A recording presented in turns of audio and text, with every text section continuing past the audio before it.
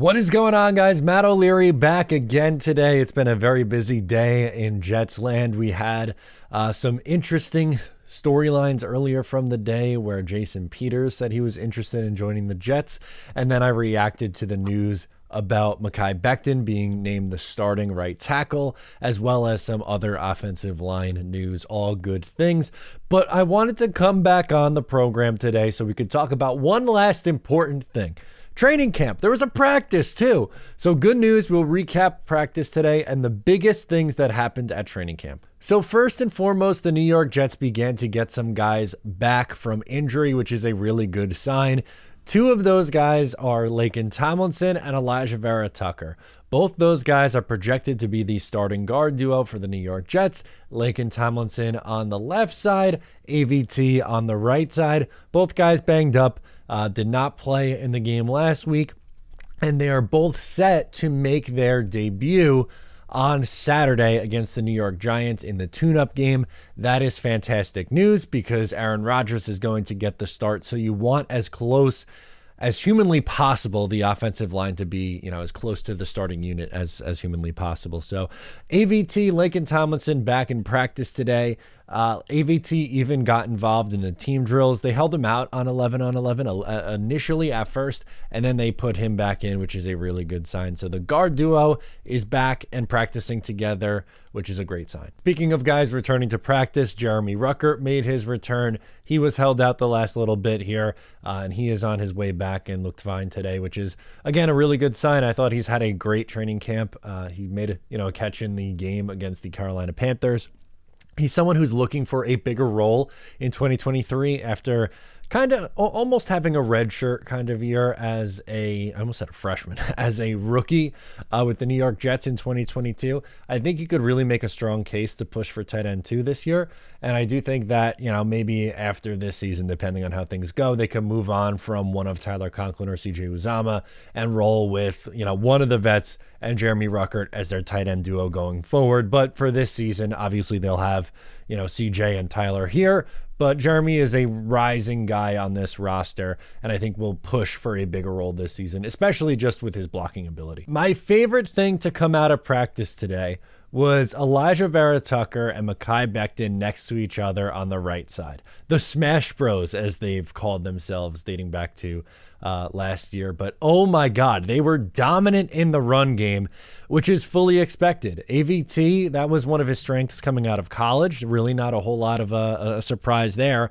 And Mekhi Becton was showing it off in the game against Tampa Bay on the right side. And we saw more of that today in training camp practice. The two of them together were opening gaping holes. Offensive line overall was really, really good today. And you have to take some of it with a grain of salt because, there wasn't a heavy practice. It was a lighter practice and not really, full pads, full contact. But from what we saw, it was a significantly improved offensive line, which, the last couple weeks without those guys, they've really struggled. So Robert Saleh said that Mekhi Becton will be the starter at right tackle this week. He's getting reps with the ones, and he's looking really good, and they put Alijah Vera-Tucker next to him. Who knows? Fingers crossed that's a duo for a very, very long time, but at least in the immediate, it's going to be a very exciting run blocking duo. I cannot wait to see those two guys together. That is something to get excited about. Speaking of the run game, Breece Hall continues to impress in training camp. He's not going to play this week, which is not a surprise at all. They're bringing him back slowly. When I was at training camp last week on, Thursday, I believe? Yes, on Thursday, he made his return to practice, and I thought looked really explosive. And today he looked good again, supposedly, in and out of cuts, in and out of breaks. Looks like that explosive guy that we saw from him in 2022 as a rookie. He looked like he was going to go on to win Offensive Rookie of the Year. Unfortunately, the injury happens and his season comes to an end. But I am so, again, incredibly excited to watch him this year. They will probably bring him on slowly early on in the year, which is expected. But if you're running behind Becton and AVT on the right side of the offensive line, oh boy, look out, because that duo is going to be really, really fun. And Breece and Cook and Carter and Izzy, all four of those guys, I think would have success running the football behind the line. A couple notes on the defensive line before we get out of here. So no Carl Lawson still dealing with the back. So you had JFM and JJ rotating and Clemens on the other side without Lawson. So I would think, now this is just my thought process. I would think if Lawson's not good to go, it would be JFM and JJ as the starters. I don't think I would have those two guys as the rotating and Clemens as the every down one. That doesn't make a whole lot of sense. If you were to rotate, I would guess it would be JJ with Clemens, but truly, I think with how good Jermaine Johnson has been so far in training camp and in preseason games, I think he's earned that spot. I want Carl Lawson to come back. Robert Saleh said earlier today they were taking it very slow with him, so I'm not really panicking yet, and you're still pretty much 3 weeks out from the season starting, so you still have some time.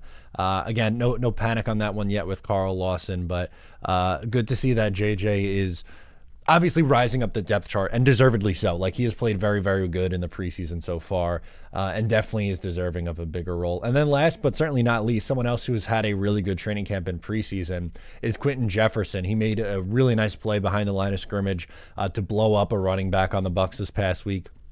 Thought he was good against the Carolina Panthers as well in the Jets' second preseason game. But Quentin Jefferson was running with Quinnen Williams. So perhaps that's going to be the duo on the interior. My assumption was that Al Woods would be in on early downs as a run stopper, and I'm sure they'll still rotate him in. And Solomon Thomas is someone that they like a lot, and Michael Clemens has put on some weight, and they've moved him inside. So maybe he's, a potential for fit for that spot and that role. But Quentin Jefferson, it feels like the Sheldon Rankins swap, and that Quentin could come in and have, maybe a quiet 5-ish sack season. Like me, it wouldn't be surprising if he stumbles his way, into 5-6 sacks, somewhere in that range, just because of how, dominant Quinnen is and the speed off the edge. There's going to be times where quarterbacks are stepping up in the pocket and stepping right up to Quentin Jefferson. So I really like that addition for the Jets. I think he's going to be a good player, and really not that surprising to see him next to Quinnen Williams. So those are my biggest takeaways from practice today, but I want to hear from you. What did you notice, or what are things that you are excited about from practice and training camp? Once again, I am Matt O'Leary. Please leave a like and subscribe if you are not subscribed. I appreciate the support. That's a great way to show that you support and care about this channel. Once again, I'm Matt O'Leary, and I'll catch you next time. Go Jets!